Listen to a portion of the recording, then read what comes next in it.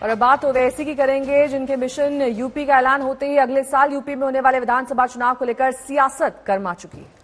दरअसल बीजेपी सांसद साक्षी महाराज ओवैसी को थैंक्स बोल रहे हैं। वो भरोसा जता रहे हैं कि ओवैसी का हर दाव बीजेपी के लिए तुरुप का पत्ता साबित होगा।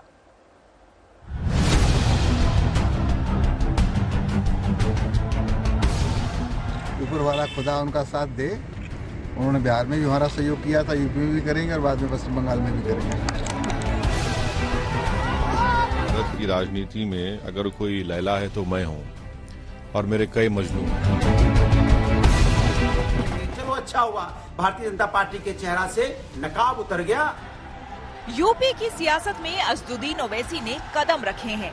ओम प्रकाश राजभर की सुहेल देव भारतीय समाज पार्टी समेत 8 दलों के साथ तालमेल हो चुका है। आखिरी रणनीति पर मंथन भी जारी है। यूपी में कमजोर पड़ चुके विपक्ष के बीच ओवैसी की मौजूदगी से बीजेपी सांसद साक्षी महाराज की खुशी छिप नहीं रही। बड़ी मेहरबानी, उनको भगवान ताकत दे, ऊपर वाला खुदा उनका साथ दे। उन्होंने बिहार में भी हमारा सहयोग किया था, यूपी में भी करेंगे और बाद में पश्चिम बंगाल में भी करेंगे।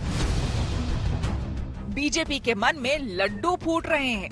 साक्षी महाराज को भरोसा है कि बिहार में आरजेडी की राह में रोड़ा अटकाने वाले ओवैसी की भूमिका यूपी में भी कुछ वैसी ही होगी, यानी कि मुस्लिम वोटों की राजनीति करने वालों को 440 वोट का करंट लगेगा।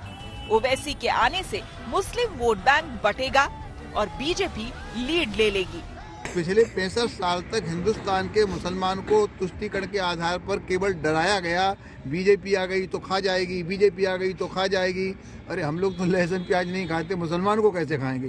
तो मुझे लगता है कि आज मुसलमान की समझ में आ गया कि वास्तव में हमारी हितैषी पार्टी भारतीय जनता पार्टी है। तो बड़ी संख्या में मुसलमान धीरे धीरे भारतीय जनता पार्टी से जुड़ रहा है।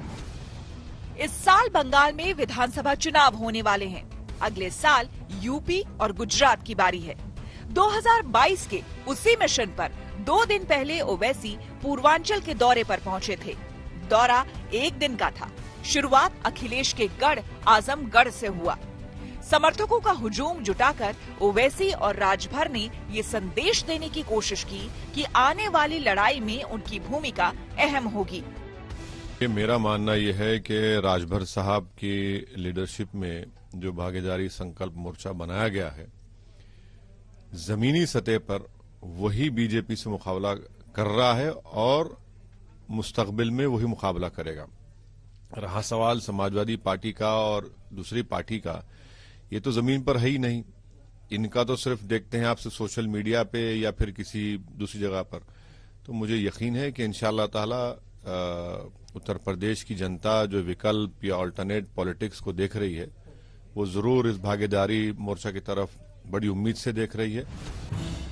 यूपी में ओवैसी की दस्तक हुई है। उनका चिर परिचित वोट बैंक वही मुस्लिम समुदाय है, जिसकी बदौलत समाजवादी पार्टी सत्ता तक पहुंची। लेकिन अब कई पार्टियों को ये डर सताने लगा है कि AIMIM ने बिहार जैसी कामयाबी यूपी में दोहराई तो बीजेपी को फायदा जरूर पहुंच सकता है। अगर इलेक्शन हम लड़ते हैं तो क्या मेरा मकसद ये है कि मैं किसी एक पार्टी को जिताऊं या हराऊं? मेरा मकसद होता है कि मेरा मोर्चा, मेरे और मेरे मोर्चे के कैंडिडेट्स कामयाब हों। तो हार जीत तो लगी हुई है। ये जो गुलामी की जहनियत है कि नहीं आप इलेक्शन मत लड़िए, आप सिर्फ थाली बजाइए और हमको वोट देते रहिए। अब राजनीति बदल चुकी है भारत की। अब हम अपना हिस्सा चाहते हैं, हिस्सेदारी की लड़ाई हो रही है। यूपी में करीब 20% मुस्लिम मतदाता हैं, जो अब तक समाजवादी पार्टी के साथ माने जाते रहे हैं। तो क्या यूपी के अगले विधानसभा चुनाव में ओवैसी वोट कटवा साबित होंगे? फिर से कह रहा हूं कि भारत की राजनीति में अगर कोई लैला है तो मैं हूं और मेरे कई मजनू हैं। तो अब ये इल्जाम लगता रहेगा, इससे हमको कोई फिक्र करने की जरूरत नहीं है। बिहार में मिली कामयाबी के बाद ओवैसी और उनकी पार्टी आक्रामक रणनीति के साथ आगे बढ़ रही है। देखना है कि उनका यूपी प्लान क्या रंग लाता है। आज तक ब्यूरो के लिए कन्नौज और लखनऊ से नीरज श्रीवास्तव के साथ अभिषेक मिश्रा।